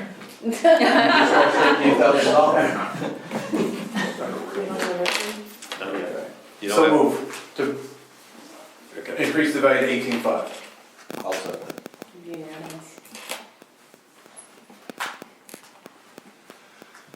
That's something everybody needs to think about for next month, or Definitely. January, is changing this so that these become independent of property owners. And Mr. Chairman, if I may, just along those lines, my note to me is to come up with some language for a board policy or regulation on who is going to pay for the maintenance and replacement of driveway connections on the district's roadways. Is it the district, is it the homeowner, is it to be a split between the district and the homeowner? Who benefits, what is the benefit, who should pay for the benefit? Those are questions that I wrote down. Is that sounds, yeah. Is that along the lines of what you were talking about? Yeah. Especially the driveway tops, that's what. I think, I do happen to believe that the homeowner drives the use of the driveway and the culvert pipe. It's not something the general public drives over. So I think it becomes the burden of the homeowner to replace those pipes and the driveway. Yeah, The big trucks and Exactly. trailers, like, yeah. they're gonna be more So I'll put, impacted than me. my point in mentioning that is, I'll try to write up something that will touch on the fact that a consideration of the board's decision-making is who does benefit from the existence of the driveway. A consideration of the board's, an element of the board's consideration is what is the benefit to the property owner as compared to the benefit to the district, because as Mr. Morris pointed out earlier, the district also derives a benefit from the culvert being at the right elevation and functioning correctly, because it does allow the water to pass through the district system as permitted. So there is also some benefit there. The question is the comparison of those two and how that blends together. My point in mentioning it is, at the January board meeting, I was going to mention it again so that the board can discuss, because it's a board action, board discretion, as to how you work this out. Okay. Why can't the district replace the culvert pipe and the property owner do the surface? That's gonna be my question. That's my agenda perfectly. That's exactly what I'd like to see. They could. Because it'll get done in a timely manner, get done on our schedule. Exactly, because our And then the their driveway top is- responsibility is the water flow. Yeah, we can put. So that should exactly. be done by the district. Exactly. And then the surface, It'll get done, at least on our schedule. Yes. But the driveway tops, gonna ask that. we're trying to, Those are all considerations, but you're absolutely right. That is one method of dividing the cost for that maintenance and repair work. So that would be a factor. That was one. But we already do have a language in the new contract pipes that are going in today that puts the burden on the homeowner. And I'll bring that to make sure that what I'm recalling is accurate. Okay. So I'll Can the homeowner be put on notice if it's starting to fail, like there's a certain driveway I saw where We can do it's starting, anything we want to do you as know, far as yes, that goes. heavy equipment going over it all the time, it's business. And it's pitted and potholes and eventually it's gonna affect the structure below. Typically, the way that these things occur is one day they're okay and the next day they're not. It's not typically a subtle thing that occurs over a long period of time. We can certainly approach it any way that the board would like, but This would be a road that was prior to. most of the time, it's oh, look, it's failed, we need to do something with it, and then that precipitates some action. Well, one of the things I would like to see, I mean, it sounds like you're going, the district is gonna take care of the pipe, and you're gonna take care of the surface. I'm hoping that there can be some kind of an arrangement that says, okay, well, you're gonna pay for a plastic pipe, it requires 12 inches of earth over the top, and coming into my house now, that makes a mountain coming into my driveway. There's other options that I can say, that hopefully I'll have a chance to say, listen, I'm willing to pay for a concrete pipe, which only requires 3 or 4 inches. Or I can have the plastic pipe put in, and instead of having, 18 inches of earth, I can have 6 inches of concrete. But I would pay the difference. Yeah, I don't think the district's gonna care what kind of pipe you put in, as long as it meets the standard. Well, you said you were paying for the pipe. No, we didn't. No, we didn't really say we were gonna do that. Oh, I thought you were Ben gonna- said that. I thought you were. I said that, I did say that, yeah. And that gives you more control if you But guys that would have to be like- continue to pay for the drainage, but I have to pay for my surface. Like And that you, would- I'm sorry. No, that would have to be on like a case-by-case basis, so like in your case, you would eventually have a mountain there with the Right. pipes. I don't want a mountain, and I'm willing to pay more money not Be to like a come big out. speed bump going into your house, you Yes. know, but, yeah, but other ones would work perfect, so I mean, yeah, that'd be You kind know, of. it's gonna cost me an extra couple $1,000, but I don't want a mountain. What if the water district agrees to pay for the pipe up to minimum standards, and then anything above Well, that's what that we're talking about. Yeah. would be the That's what homeowner's? he Then I would pay the Yeah, difference to to upgrade. allocate a certain amount of money. Right. Yes, the Yeah, value. whatever, Like a flat fee, Yes. if you would. here's your minimum Depending on amount, we're doing materials. this, you pay for, You're either gonna have a speed bump in your driveway, or Or you could you're pay gonna have, extra. you're gonna have a speed bump and dirt if the district pays for it. But if you want pavers or asphalt or concrete, that's your business. yeah, You don't pay. care. All we're worried about is the water flowing through that thing. Yep, Yeah. Why not? absolutely. I don't want to have that. It is important. Yes. So what? Soil left out. Yeah, no, but. The thing is, I mean, those are could be. So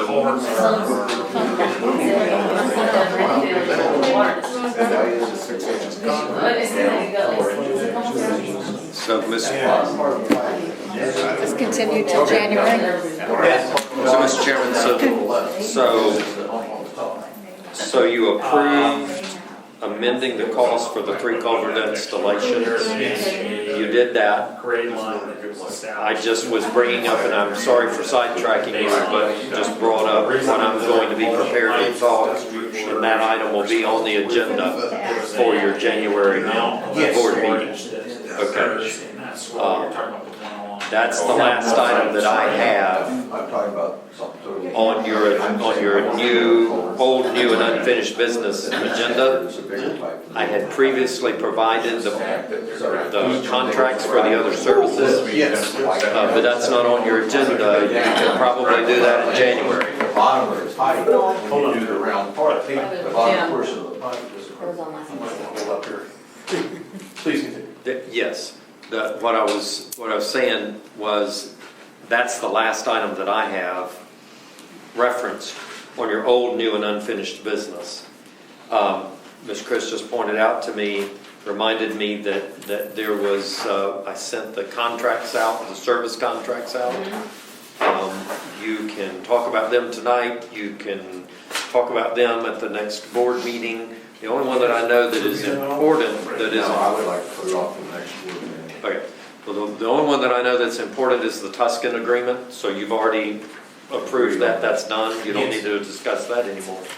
So if you want to continue the other contracts until the January meeting. I think that's okay. Everybody's still performing their services. We have, I believe, the numbers together. The numbers are, there's not really a change, a drastic change on anybody. But we can do that at the next board meeting. It is late and we can do that at that time. Put that on the next, please. So it's okay to continue using this?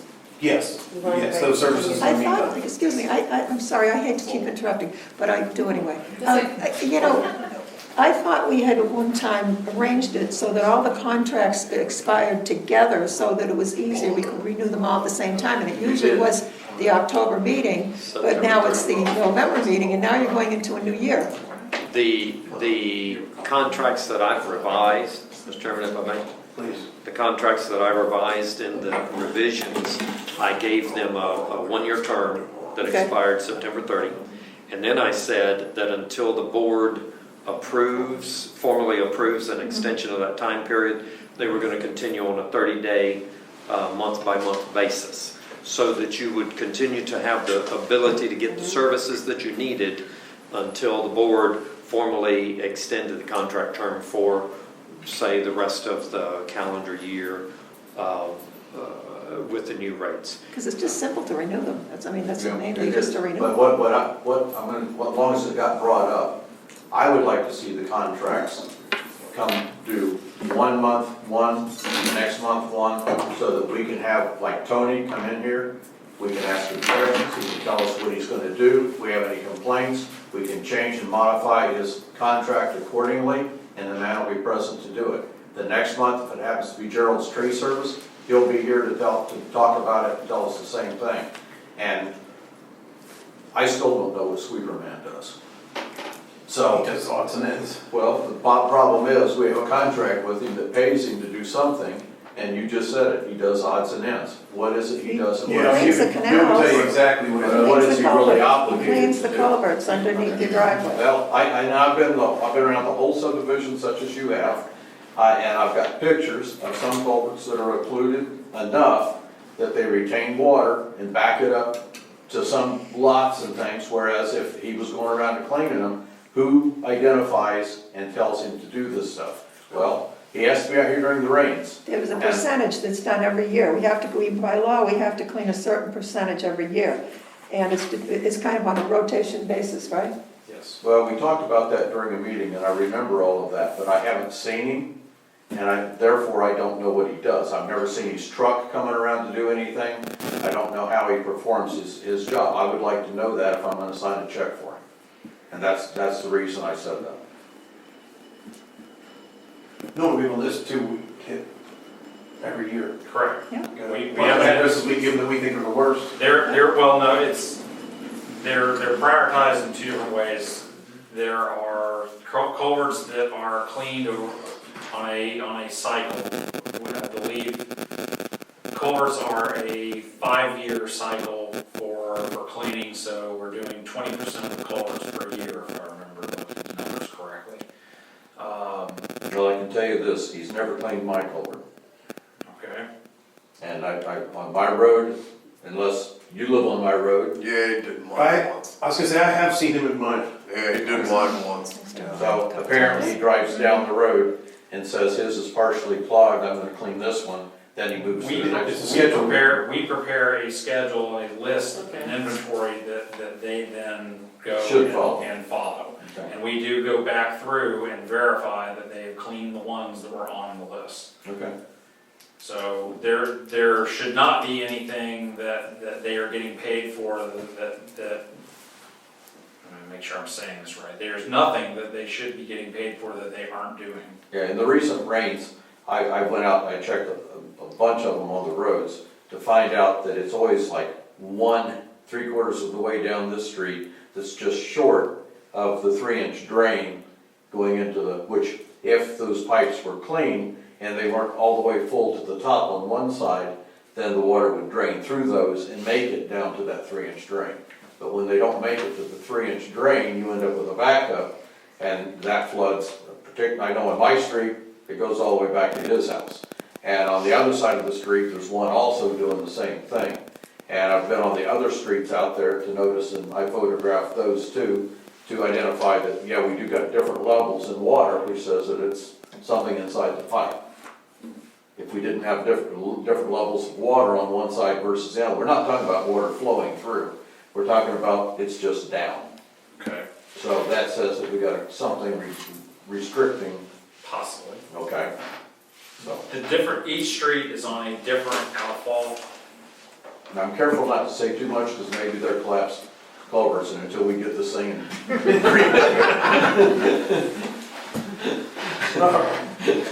It's possible. So, All right. So we're good, Mr. Pringle? Yes, sir. Did we continue, I'm sorry, one more. Driveways, the Did bank we- accounts, Did we continue David? approval of the contracts to tonight, or did we just continue it? We have just continued it. So we really didn't talk about the contract. Are you familiar with all the contracts Yeah. and all that stuff? I've read 3 of them. Okay. Mr. Chairman, to clean the record, You just said you'd have them available for the next meeting. okay, to clean the record, would you entertain a motion to continue the review of the contracts to the January board meeting? Motion made. I'll second that. Yeah. So that was official action. Now, can we add something to that? Uh-oh. No, let's, if you want to, select any one of the 3 that are on this list to be at the January meeting. Tony happens to be here, make him first on the list. Let's review his and see where we stand. Then we'll have Gerald at the February meeting and do the same thing there. We'll do it like that. I like it because, you know what, I go Well, down, can I say I go that- down on Waterfall, for instance, and There's still- Waterfall, the trees are growing all the way over to Waterfall as soon as you turn onto Waterfall on the left-hand side. Whose responsibility is it to trim those trees off of the ditch and back to the tree line, you know? And if it's Gerald's job, maybe it's not his job. I just don't know. He only does exotics. And then it's like, we sort of identified, I thought that the perimeter roads were supposed to be cut, but Judy just said that they weren't. So I was gonna, the question I had for Tony was about those perimeter roads, but I've got some other questions too. Would you be willing to meet us at January meeting? Yes, sir. All right. I would be happy. Let's do that. That one thing about Gerald's in February is he usually does his work in February for the swales. He's on a month-to-month right now. Okay, so that Or will, we could have 2 of them here. Should Those are 2. reverse them, put Tony in February, but I think we ought to do one a night. I don't think we ought to sit here and Beat our heads on the wall like this? so we'll put Gerald in January and we're, Let's do that then. Let's see if we can contact Gerald and see if he'll come on Yeah. in January. all right. Let me know. And Jimino, the comment you just made, we had that same situation on the side road between Rhodus and Red Robin. But I don't know who planted the bald cypress, but the bald cypress are really starting to encroach into the roadway and making that very narrow. yeah, there's a couple of those areas around the subdivision, thank you for that. But there's a couple of those areas around the subdivision that are just questionable about who's supposed to maintain them. I noticed that the Florida Power and Light apparently contracts to another company, and they're really doing a good job of trimming the trees back right now on all the roads, so that might be on that one, but on Waterfall, I thought that might come under Gerald's, and it may be cut by the time we get there, so. Gerald cleans the canals twice a year, usually February and August. When he cleans the canals, he also bushwhacks the berm just over the berm. But as far as maintaining the roadway, the former roadway, or whatever you want to call it, that was decided way back that we weren't going to maintain that. Now, he also does, I think it's in the summertime, he does exotics. He goes along the swales, and if the exotics are encroaching in the right of way, he cuts those, but he cannot go on private property. Sure, I know that. And he So has, he so only Tony does- has access and to the he- ditches. Yes, and he only does exotics. But that's what I was talking about on that one, and of course, I'm not gonna identify the tree right now, okay? Well, we've given up on Waterfall, so a Well, long time ago, we but just got if so it's supposed to bad. be and he's contracted to do it, then he should do it whether or not. Well, I don't think they're exotics there. I So, don't know. And whatever. I'm not gonna, till I look up, I'm not going to go there with that. All right. So, Mr. Chairman, if I may, I apologize for interrupting. So then, in addition to continuing all the contracts, did you modify the action of the board, I guess is my question, because the board action motion, official motion, was to continue all the contracts so that all the contracts will reappear at your January board meeting. Am I now hearing We're just going to do the Gerald's Tree Service. that you are just wanting, you're gonna continue all of them Once a into the futures at some point, but January, you want Gerald's Tree Service to come, and that's the contract that you will consider in January? Is that the idea? Correct. Yes. All right, so then that's slightly different from a motion to continue all the contracts Okay. to the January meeting. That motion would be a motion to have Gerald's contract presented to the board at the January board meeting with Gerald, a representative of, is his name Gerald? Is Yes, the man's- yes. Okay. Present to answer any questions the board may have. Motion made. Okay, I'll second it. Unanimous. I think that's it. Okay. And then we have to approve the October bank statements and payment. of That's bills. what I was going to do right now. Motion made to approve the October bank statements. I'll second it. Unanimous. And motion made to approve the minutes of the 9/12/21 annual landowners meeting. I'll second it. And I guess we need to also motion made to approve the minutes of the 10/19/21 landowners meeting. Well, you got the monthly meetings too. Yes, sir, you had Board of Supervisors meetings both of those nights as well. And the monthly meetings also. I'll second it. Unanimous. There's nothing else? We had a couple things that were sent to us during the course of the month.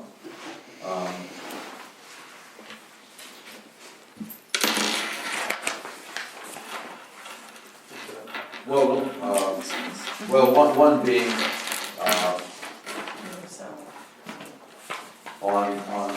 shoot, I lost my note.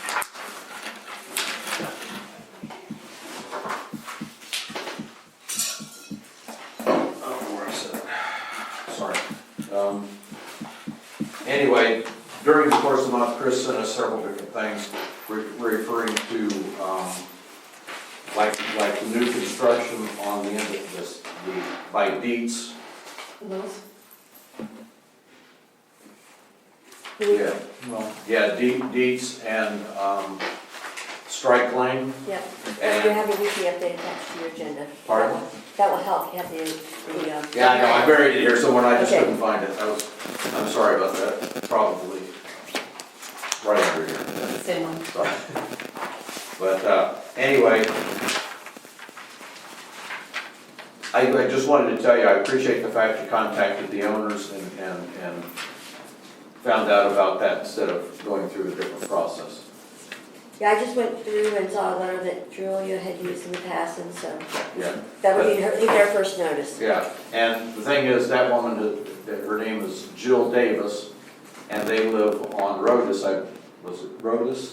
And they've lived out here 27 years. Her son, who is building the current house and was born and raised out here, is the one building the house. Her other son, Josh, just finished Yeah, Josh. construction of one over on Emerald. And so I just wanted to, I believe that we ought to be a community, that these are our neighbors and friends, and I'm sort of against just immediately sending out notices. That's why I really appreciate what you did, was talking to her ahead of time. And the tracks that they had going there is where the culvert pipe is currently marked to go. So they were courteous enough that they marked where the culvert pipe's gonna go, even though the permits weren't pulled yet. And the tractor that was going in and out was driving through that area that they were gonna mitigate anyway. Okay, so I thought that, and then there was a question that about these four-wheelers going, down the end of Rocky Road. Actually, I found out more information on that. Yeah, well- That they were Hummers. They were Hummers. And they actually, I went down there today, I didn't see any damage on Rocky or I went, They jumped the rock barrier there. I don't know, That's all I can see. but they ended up partying at the end of Amarillo. I talked to the neighbor there on the name okay, Bill, but and they were there partying and loud music, and I didn't see any, there wasn't any garbage or anything. they drove over the rocks. They were not on private property, except I walked all the way back in there where they went. And they made a turnaround. One followed directly behind the other. There was no place where they even spun tires on their vehicles. They apparently got either on the end of the wrong road, and because of the way those driveways are set up, somebody made a decision to drive over the rocks, go down there and find a way to turn around and come back. Or maybe they own that property down there and they drove around it and came back. I don't know the answer to that question. But again, it doesn't seem like it's a big infraction. I talked to both gentlemen on both sides of the road down there, and they had notified the sheriff's department, and the one guy had video of the incident. And so, Yeah, I just didn't see any big, that's where I was at with it. Now, as we are talking about that for a minute, I mean, I talked to Mike earlier this month, and the thing is, we're putting up these reflectors at the ends of streets. And these people are tearing them down, especially on Amarillo and some of those that are dead end like that. And we're spending a lot of money replacing reflectors, or can spend a lot of money replacing reflectors. but aren't they required? They're Well, required. there's some, you have to have some sort of a reflector device down there, whether it's those square boards the way we have them, or it's a piece of 3M tape on something else. And I was looking as I was going to Fort Myers Beach the other day, and I noted that there was a lot of these orange fiberglass posts with reflectors on them with a rubber base on them. And they were on the sides of the road in different locations, along with in the middle. Red iron. And maybe we could put in something that when they hit it, they don't tear it down. Even if it costs a couple more dollars up front, it might be cheaper in the long run. And If we put something in that if they hit it, they're still there. that's fine too. Put spikes in the woods, I don't care. Nice piece of red iron I-beam. But to keep chasing. There's no barriers like it's on the Well, side. we have to decide how much money we want to spend to do the same thing. And if we can identify the ends of the roads in a cheaper manner and not have to keep putting down these metal posts and buying these signs, I'm not sure what the expense of one of them is. Do you know, Chris? Larry might know. I just, Yeah, the stick wasn't very much. $22 a piece with the reflector. Yeah. We replaced every single sign out at the end of Well, all the roads. every place I drive, they're pulled out of the Yeah. ground and they're in ditches. Yeah. And it doesn't make much sense to keep replacing them, except we're responsible to do that. And I'm just So trying is there to. any standard we gotta hit or anything? Yes, there is a very specific standard that is defined by FDOT and a publication called the Manual of Uniform Traffic Control Devices, which designated those diamond-shaped reflectors as being a necessity for marking the end of a road. Does it state what kind of pole it can be on? That is optional. You So you can, could there, mount I some- believe we can come up with a different way to mount them. However, we need to be careful about creating a roadside hazard. Yeah. It just seems to me if we can somehow get the message out to the general public, and I don't know, and maybe the next annual meeting mailing will be the time to do it. We've just had a rash of vandalism since August that has been continuing, and it's just a matter of. Is it just like on Rocky and Amarillo, those dead end roads like that? Or is Well, it- no, actually, this was waterfall. That's ongoing, yeah. And Rocky, I was telling Mike today that those signs have been basically all broken up and twisted around and need to be replaced because half the reflectors, more than half the reflectors are gone. But even where the new. But we just need to get even people where to be the- more responsible, get parents to be, take charge of their children, if it's the children that are doing the damage or. Going back on waterfall and partying and doing whatever, Yeah. burnouts. You Might can see the Whatever. roads ruined back Might there. be the parents. Exactly. Same one, Chris, Or it could be people coming out from outside the neighborhood, you know, you Yeah. can't control that. Like even those where the humpers. new Yeah. construction is at the end of the street, where they're by the railroad track, at the end of that road, those reflectors are down, where he cut down the trees and Yeah. things. And so those reflectors aren't there either. Oh, that's good to know. Mike, I'm sending you one. I don't want to pay him any money. I'm just telling you the reflectors are down. So if we have to have them up, then we need to, But we don't want anybody ending up in the canal. I guess the question that I have, and I'm going to throw this back to you, because you identified out of a manual that where it says that we have to do that specific thing. I've been to a lot of dead-end roads, and they were identified with either barriers with reflective tape on the barrier or other means. That doesn't mean that they were done wrong. The cities do it, it seems like, and counties do it, and that's what I'm referring to. If you have an example, I would be happy to look at it and see whether or not it complies with. Well, I can do that, but I do appreciate that, and I will look. But these were, what were selected as as being interpreted as complying with the standard, and they do comply.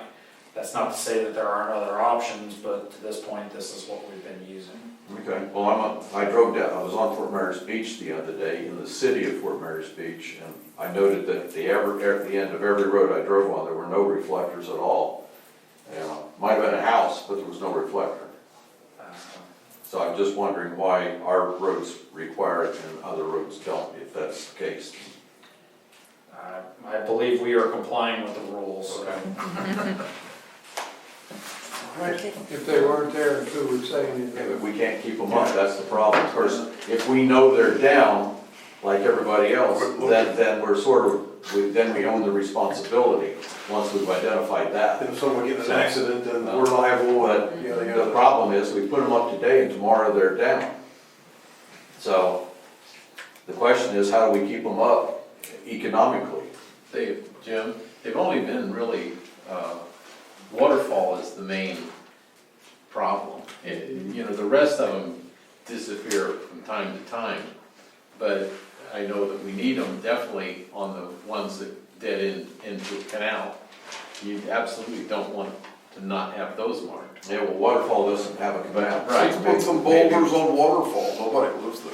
It's the best thing BSU ever did, was line that road. Now we'll put boulders on the front of it so that people can't go down there. Or we put boulders in front of the reflectors, put the reflectors behind them, no? Oh, I think you're, unfortunately, you're liable if, just like we jokingly say, put an I-beam up, but if some brilliant kid comes along with his Hummer and hits it and he's instantly dead, At the then, end of Waterfall, they'll do donuts down there, and that's how they're not. I know, I went down there and picked up all the pieces. Yeah, taillights, everything. Went across the ditch and found our parts laying on the other side of the rock lines. So, picked up the big posts and everything. Yeah. Mike was down there with me, and we picked up all the posts and drove them back. Put them back up while you were there? Huh? Put them back up while you were down there? I wouldn't get paid to do that. actually, I had an What is idea. your purpose? He asked me if he could do it, and I told him I didn't have the authority to authorize Well, it. the money's making here tonight. I know. But actually, what I was gonna do on Waterfall, I thought would be wise, is just, I've got the old signs that are totally faded out, so I'll sandwich those together with the new signs that are all been up, straighten them out, and stick them back up and see how long they last. Okay, so that we don't have to buy Sounds like a plan. new signs for those. Yeah, where I live, I have to stand up the sign and connect it with rock and tie it up because 18-wheeler go there and a lot of new people operating 18-wheelers and they don't have the ability to turn around, drive to those roads, and they've been breaking a lot of stopping here. Yeah. And they get lost. That's why there's one of the street signs in Well, you had, unfortunately, they have to turn around somewhere. Yeah. They've run my street sign so many times, they just threw it out. And why are we replacing this thing? We're good? Time to go. All right, motion made to adjourn. I'll second it. Oh, before you guys leave, I had something for you. Yes, they are. I bought them and I've given them to you. The Sunshine Law, the Sunshine Law. And by the way, Julia Roberts gave these to me when I first got on the board. Robert's Rules of Order. Not these particular ones, the one I'm keeping. If you choose to adopt the Roberts Rules of Order at some point, I'll let you on one of those. Are you ready? Okay. Good. Yeah. Good to see you. That was my month's pay. Done, all in one shot. Jim's thinking about you. Well, that, you were right, that stuff was no good. Oh, yeah. Girl. But I think your other idea is better.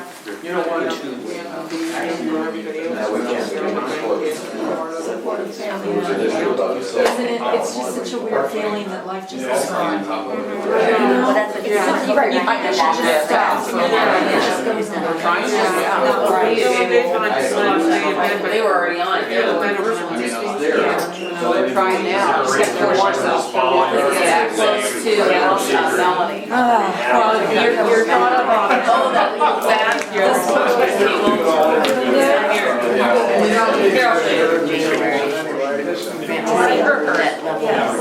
Yeah, Jeff would be the same way. He would be an aggie if I was hurting like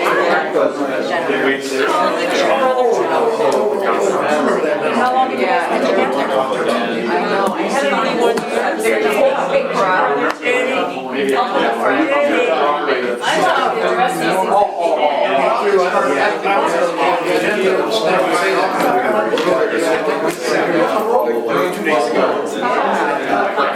Jeff would be the same. He would be the same stuff. He wouldn't fix it. And no, they only do one of these sometimes. You got the love sense. There you go.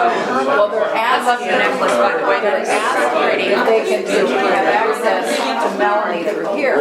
Like that property. On Benita And that's the Trail? only access right now. He was looking But they're asking if they can get access. That's your mom's house. I will get to do it over here. Now they want to do it right there. Not everybody knows that we have to be squashed.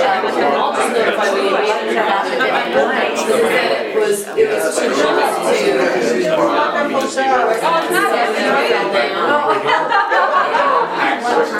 so that's why they, yeah. You do the best job. I agree. I get out there and I have my little car and I go out there.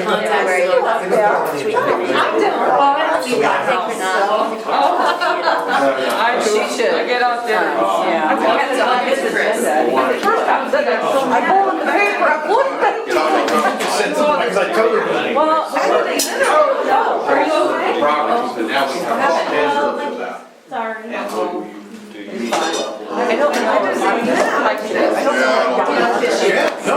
I am a very good person. I don't say anything. Okay, I didn't know. Okay, well, that was a question. It's okay, you take care of it. It was on the, it wasn't on the minutes, or it wasn't on the minutes. Exactly. The non-consequential.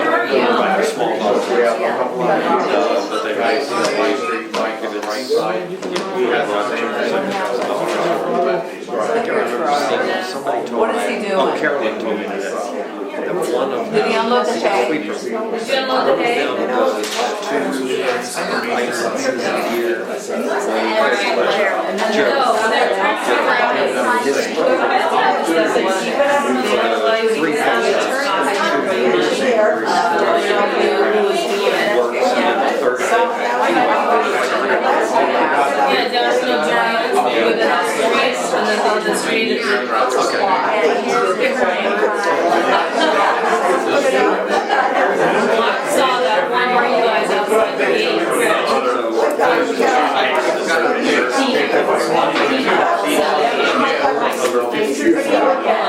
I Just like what happened in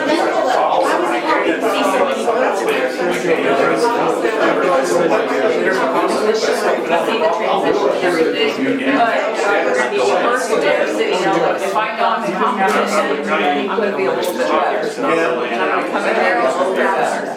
But if I need a free range, it's crap. Well, the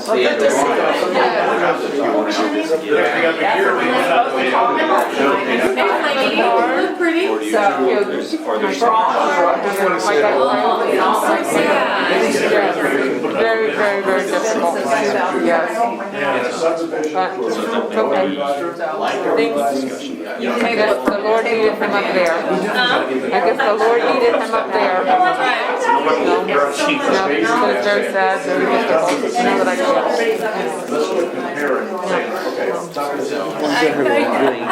But I really appreciated the card, honey. Feel sweet. No, here. Take a look at my Snapchat. I'm Jim Swine. That's gonna be mad. Oh, I only get to wear it one time a year. So I'm done. Well, I'm gonna wear it, I'll wear it Sunday for church, and then I'll wear it Thanksgiving. That's it. He's like, what's that Mama's thing? I'm like, oh. I know I can thank. That's what I like, that's how I like it.